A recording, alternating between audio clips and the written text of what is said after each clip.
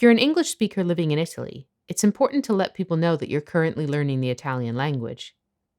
The best way to translate the phrase, I'm learning Italian, is Sto imparando l'italiano.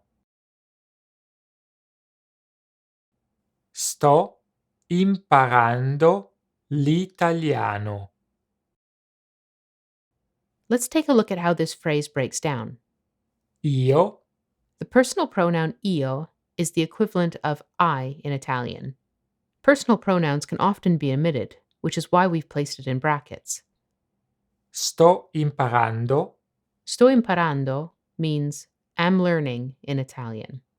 It's formed from the first person present tense of stare to be or to stay, followed by the gerund, which is a verb form ending in ando or. endo.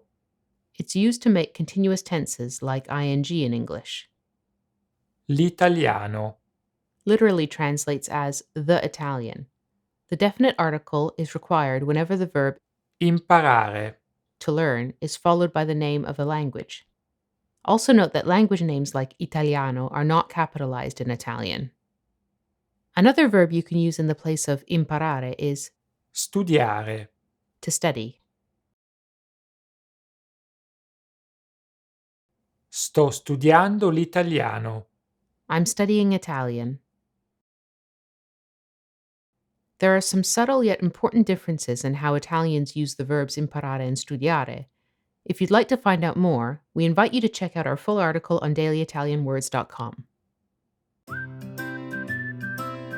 Grazie per averci seguito.